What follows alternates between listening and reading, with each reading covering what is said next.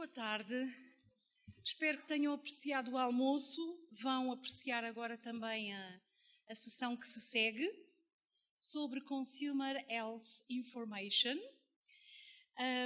O nosso orador convidado é o professor Dr. Armando Brito de Sá. Eu vou rapidamente ler aqui a sua nota biográfica.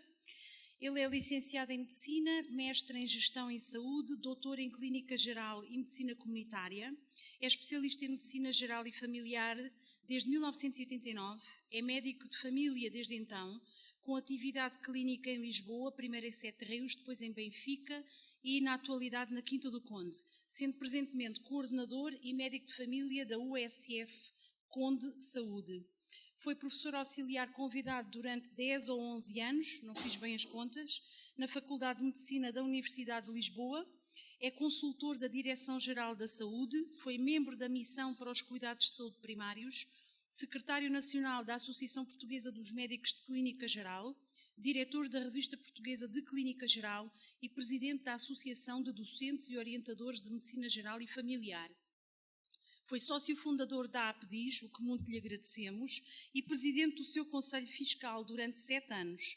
Tem servido em cargos na Associação e em diversas organizações nacionais e estrangeiras, incluindo a Organização Mundial dos Médicos de Família, a ONCA, o Banco Mundial e a Organização Mundial da Saúde. Recebeu uma menção honrosa do Prémio Pfizer, em 84, enquanto coautor, e o Prémio Fernando Valle, em 91, enquanto primeiro autor. Tem como interesses científicos a literacia científica, a metodologia de investigação, a educação médica, as infecções sexualmente transmissíveis, a comunicação médico-doente e a gestão e informação em saúde. E vai apresentar-nos uma comunicação com o título Consumer Health Information, é hora da informação profissional. Lembro que serei inflexível com o tempo. Muito obrigada, professor. Obrigado, Maria da Luz. O nosso primeiro desafio é encontrar a apresentação. Ok, tenho aqui uma versão. Ok, já está. Estava aqui uma no desktop. Portanto, em primeiro lugar, obviamente agradecer, neste caso, à Maria da Luz, que me interessou o convite. Obviamente é um gosto, sinto-me em casa, pelas razões que já são conhecidas. E o tema que me é proposto é um tema relativamente provocatório. Vou tentar cumprir o tempo, até porque nós sabemos que temos limitações bastante restritivas esta tarde. Vale a pena concentrar-nos para já na terminologia. Quando se fala de Consumer Health Information, quer dizer que estamos a falar de consumidores. Isto é, estamos a olhar para a saúde como um objeto de consumo, como algo que é consumido, ou seja, isto é feito na perspectiva de quem vende produtos para serem consumidos. É ligeiramente assustador quando vemos a saúde nesta perspectiva. Mas esta é a realidade, é o mundo no qual nós vivemos e nós temos de trabalhar com ele. Este conceito já vem um pouco de longe. Esta definição é uma definição que tem já alguns anos, mas que continua absolutamente válida.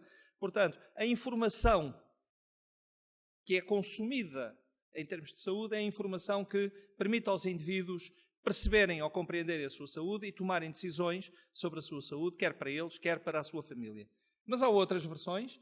E esta é uma que vem, portanto, da CAFIS, portanto, isto é a Consumer and Patient Health Information Sector, portanto, da Medical Library Association norte-americana. Eu não vou traduzi-la, vocês têm aqui, portanto, não vou ler. É, obviamente, um pouco mais extensiva e já confere algum conteúdo funcional àquilo que se pretende que o bibliotecário forneça à população que, eventualmente, assim recorre para obter informação. Portanto, é um pouco mais pormenorizada, nomeadamente quando há realmente já um scope, por assim dizer, para tudo isso. Ora bem, transmitir informação em saúde para profissionais quer dizer que se está a trabalhar com pessoas à partida já com um grau de literacia forte e que dominam de alguma maneira os temas. Quando trabalhamos com a população em geral, isto não é bem assim. E isto quer dizer que surge um conjunto de desafios. Esta sistematização é minha, vale o que vale. Digamos que estes são, os tópicos que eu, vou abordar, portanto, estes 6 tópicos que eu vou abordar, portanto, ao longo desta apresentação.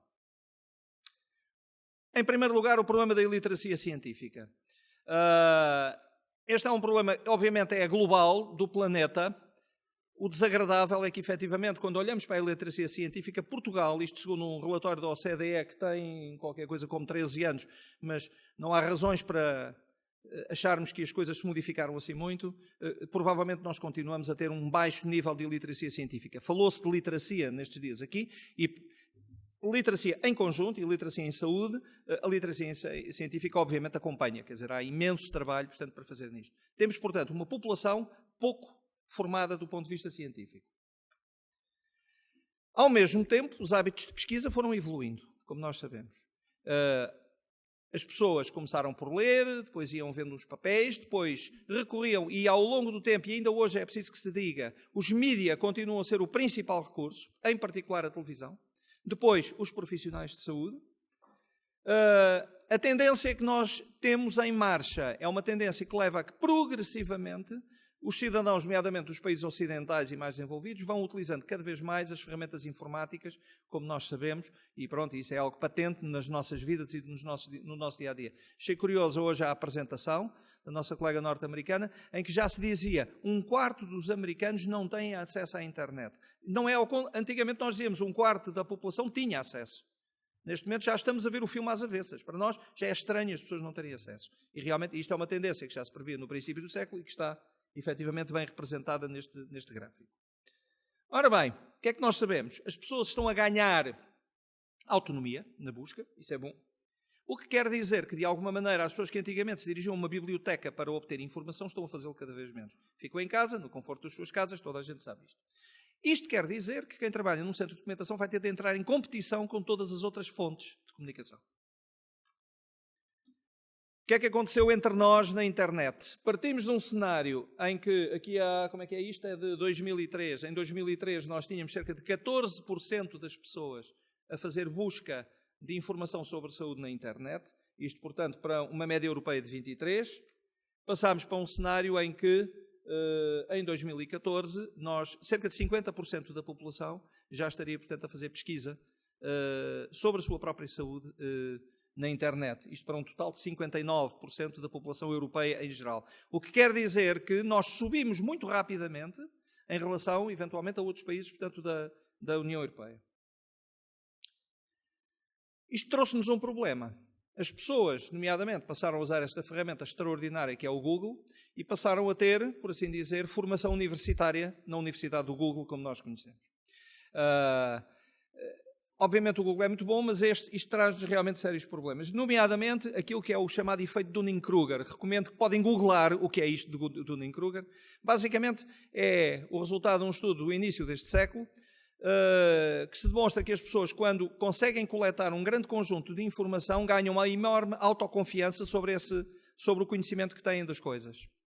Essa autoconfiança, obviamente, quando são expostas perante a realidade, cai rapidamente e até se obter alguma expertise, portanto, passa algum tempo. Isto é aquilo que acontece, por exemplo, quando terminamos uma licenciatura, achamos que somos os maiores, a realidade rapidamente nos põe no nosso sítio, portanto, de abaixo de cão, e depois vamos aprendendo à medida que o tempo passa e vamos então ganhando expertise, sendo que os níveis de confiança que atingimos, no final, não são as expectativas irrealistas que temos no início. Como é que isto se manifesta hoje? Manifesta-se, por exemplo, na proliferação de sites sobre saúde que nós encontramos, normalmente individuais ou de pequenos grupos, fazendo afirmações normalmente destituídas de sentido ou inconsistentes, assentes, portanto, em referências, bibliografia colhida aqui e ali, que as pessoas consideram corresponder, portanto, a factos estruturados, e não o são. Portanto, o que nos leva também, portanto, ao conceito de médico, de doutorado em medicina, portanto, ou de licenciado em medicina através da internet, um outro conceito também bastante espalhado. E nós temos de viver com isto. Nós, em particular, que praticamos medicina, portanto, vivemos com isto mais ou menos todos os dias. Portanto, chega lá e diz, olha, doutor, eu já vi na internet o que é que eu tenho, eu só preciso que o senhor me peça este exame e me dê este aquele medicamento. E para vocês passa-se algo semelhante. É claro, quando fazemos uma pesquisa simples, não estruturada, isto são apenas um par de exemplos, quando googlamos, neste caso, eu googlei próstata, aparecem sites de maior ou menor qualidade. Ou outras áreas, câncer da mama, a mesma coisa, aparecem sites de maior ou menor qualidade. O que rapidamente nos permite perceber que uma pesquisa indiferenciada, mal estruturada, tem os resultados que a gente sabe. E pior, é como o Google depois fixa as nossas pesquisas. Eu fiz esta experiência, portanto, de fazer assim 3 ou 4 pesquisas só para efeitos desta apresentação, e quando dei por mim, estava a receber propaganda de produtos de banha da cobra, portanto, na minha timeline do Facebook. Portanto, isto está tudo ligado e nós estamos feitos. E eu já estou desgraçado com isto. Portanto, a partir de agora, problemas da próstata, há assim umas pastilhas milagrosas à venda. A segunda fase, o segundo aspecto é a venda dos chamados produtos OTC, over the counter. Portanto, são os produtos de farmacêuticos de venda livre perdão, e dos suplementos alimentares. Todos conhecem, portanto, as campanhas televisivas que passam nas tardes da Júlia e noutros programas, portanto, variados. Não vou discutir esses aspectos. É uma realidade, é um facto. A verdade é que, efetivamente, esta é uma área da indústria que é muito poderosa e muito importante. Isto é uma lista dos produtos que estão classificados oficialmente, a nível da Comunidade Europeia, como sendo produtos de venda livre. E é uma grande mistura, efetivamente, que tem produtos de eficácia demonstrada, cientificamente validada, com outros produtos cuja eficácia não está demonstrada. Portanto, é variável, efetivamente, nesse sentido. Aquilo que, efetivamente, estas avaliações europeias nos permitem fazer é que a automedicação é um dos principais componentes desta área e é preciso ter a noção que o conceito de automedicação não é necessariamente mau e o conceito de autocuidados é um conceito importante e útil. Portanto, a forma é como é que ele é gerido.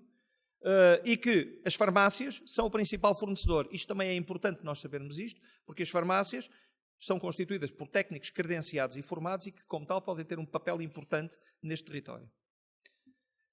Aquilo que nós hoje vemos é que a tendência atual é, efetivamente, a automedicação e depois os produtos para a idade, ou supostamente para a idade, e para o controle de peso, para a obesidade, são aqueles que realmente são líderes de mercado, portanto, a nível português.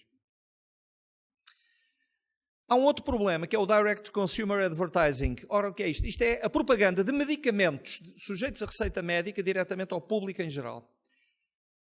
Aquilo que vocês aqui têm no boneco é aquilo que se passa, nomeadamente, publicidade, que está online e que é livremente e é feita na televisão, etc., em países, nomeadamente na América e na Nova Zelândia. Porque, efetivamente, são os únicos países onde este tipo de publicidade é legal.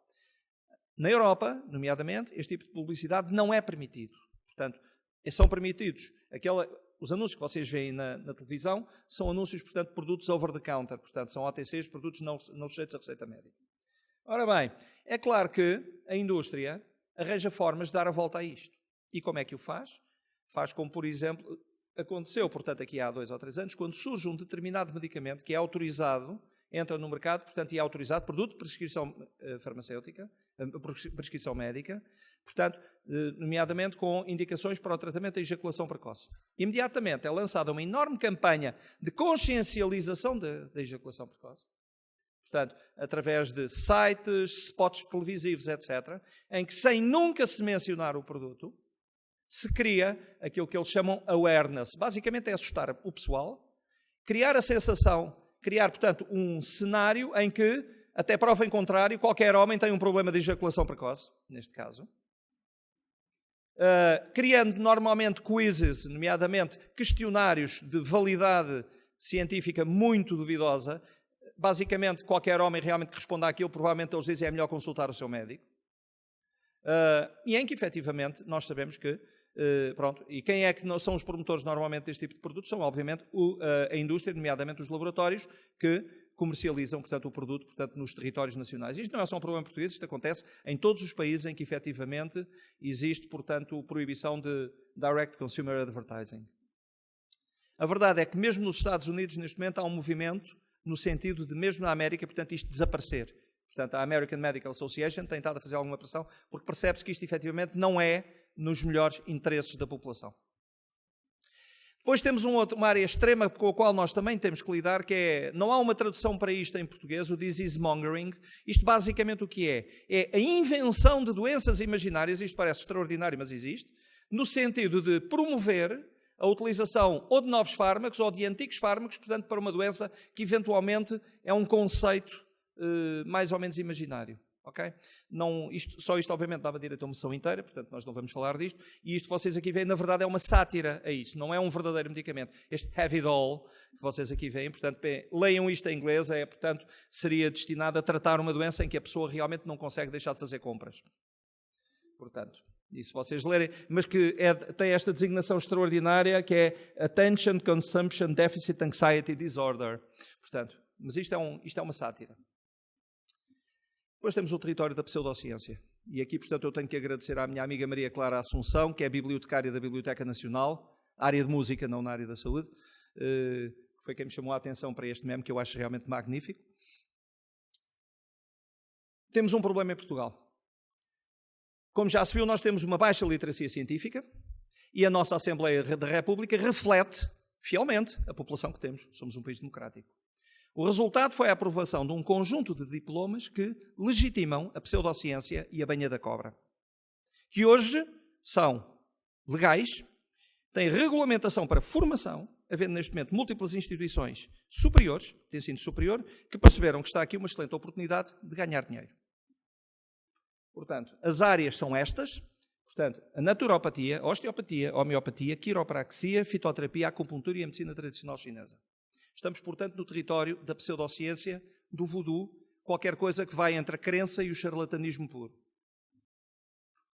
Como diz um dos principais divulgadores portugueses atuais de ciência, o David Marçal, portanto, não faz sentido fazer nada disto, portanto, vocês poderão ler isto, mas realmente aqui, o que nós estamos a falar aqui são de licenciaturas em banha da cobra. E o problema que nós aqui temos é que, meus caros documentalistas, vai-vos cair na sopa, porque vocês trabalham em instituições, muitas vezes universitárias, e, portanto, vão apanhar isto. E vão ter que dar resposta às perguntas das pessoas.